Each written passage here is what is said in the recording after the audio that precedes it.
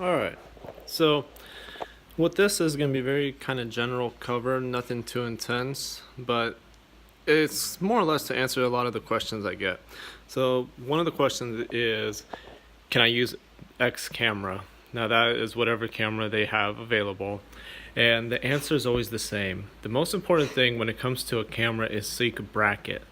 Now, some cameras don't have very good bracket options within the camera, but what they do allow is so you could get a program like a Cam Ranger or some kind of add-on, a trigger, something that allows you to bracket, which is very important because what you want to do is you want to get a very underexposed image, you want to get an overexposed image.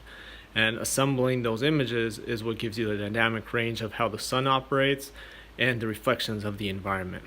So what I have here is I have two cameras. This is my new setup.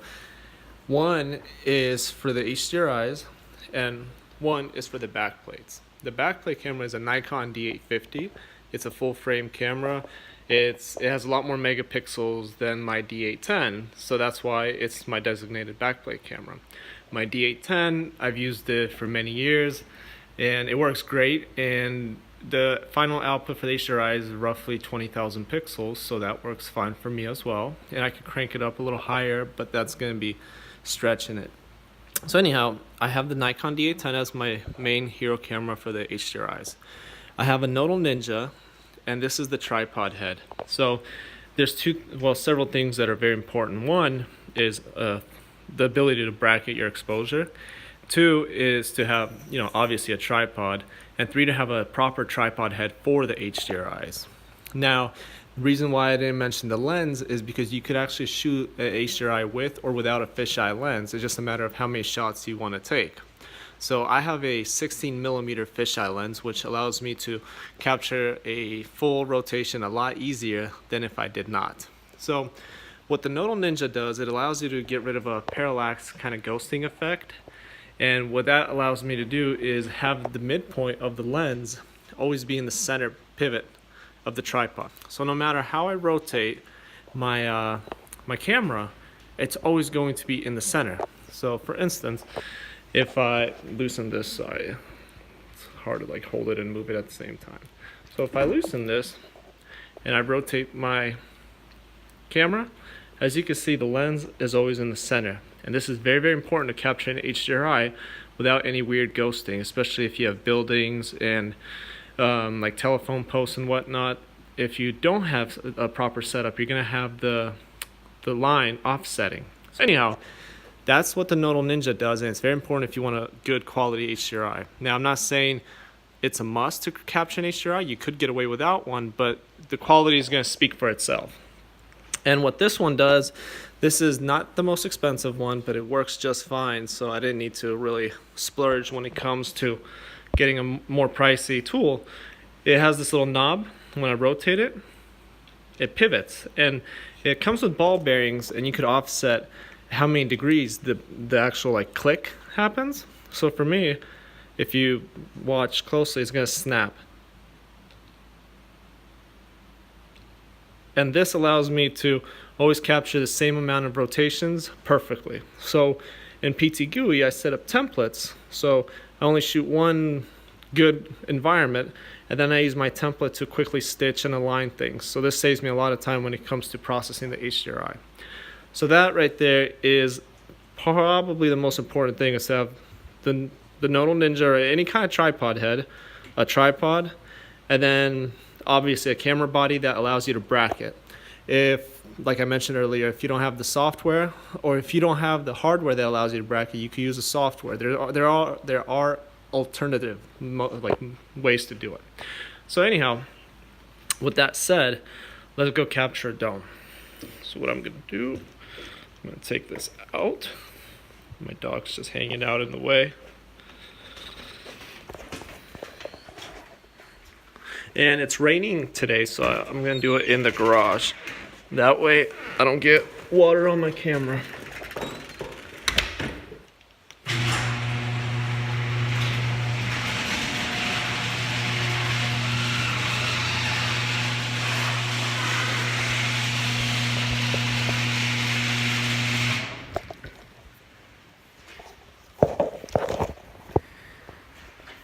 Sorry for that. So my method when capturing HDRI is I always shoot the brightest spot first. So if it's outside, I would shoot the sun. If it's indoors, I would shoot the light sources. Whatever is the main hero light source, that's what I aim for first. So here, it's obviously going to be the outdoors because I have the ambient light coming in. So I'm setting this to 0. And what I love is having a ball head for the tripod, because this allows me to quickly make sure my my camera is perfectly flat. So it might not be the best in terms of holding up if it's really windy, but it works great for me most of the time. So I've never had an issue yet. So there we go. So my camera's nice and straight. It's set to 0, or it will be. There we go. So now it's set to 0. I'm going to put this here, like so. Zero it out. I'm going to turn on my camera. I'm actually going to rotate this a little bit. So there we go. Let's see here. It's pretty good. So now what I'm going to do is, so right now my shutter speed is set at 2500. And the way I have my camera set up is shoots the darkest exposure first and then works its way up. So with it being this bright, it's kind of like muscle memory. The more you do it, the more you kind of get a feel for things. So I'm going to crank this up to, let's say, 6400. My f-stop is f8, and my ISO, I believe, is 64. So try to get as little grain as possible in the HDRI. So next thing I'm going to do is turn on the focus.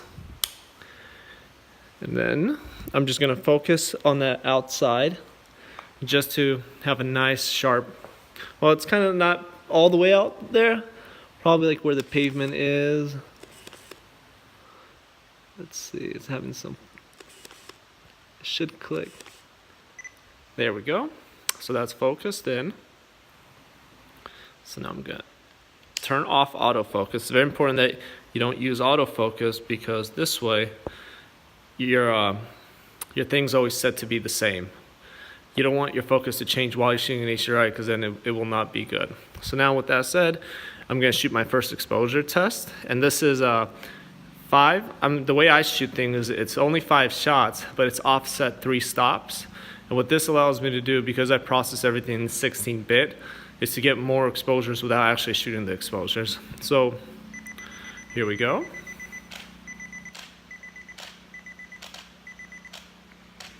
Now I want to make sure my darkest is dark, brighter, brighter.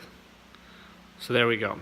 Now that's good, but I actually feel like I could get a little more juice out of the bright one. So what I'm going to do is I'm going to delete all these passes. And I'm going to switch it from 64 to like 4000. Do another test.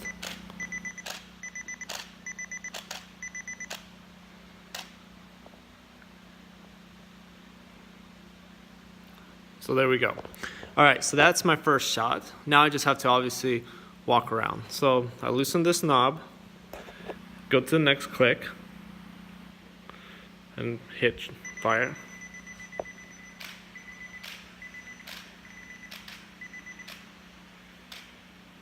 Go to the next one, fire. And if shooting raw, it's very important to have a fast memory card, because if you don't have one, you're gonna have to wait for the camera to write things onto the card, and that's gonna slow down your whole process because you won't be able to shoot until it finishes writing.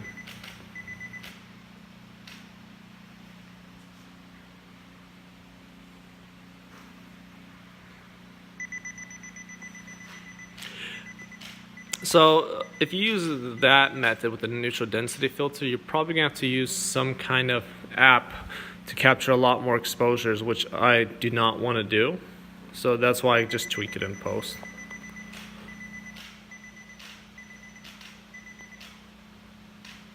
There we go. And we're off to 0. Now I'm locking it again. And now all I have to do is a top shot and then a bottom shot.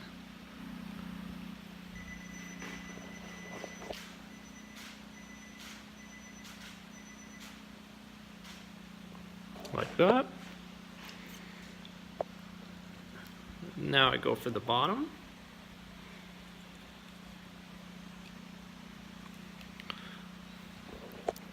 And what I like to do is just hide behind the tripod line. And there we go. That is the dome captured. And so now all I have to do is go process it in PT GUI, and that's the HDRI. So the process is very simple. It's more of an investment in the hardware, because without the proper tools, it makes it a lot more time consuming and a lot harder. So as I mentioned earlier, if you don't have a fisheye lens, you can still get away with, shooting a dome. You just have to do a lot more shots. And then, you know how I did the direct up and direct down? What some people do, and I've done this in the past, is I would shoot 45 degrees upward and 45 downward. So I'd make my camera kind of like this, and then walk around and shoot an HDRI, and then you go downward, and this will give you that overlay, because the goal is you always want things to overlay so it stitches better. So that's that. I hope it helps someone, and if anyone has any questions, just feel free to message me.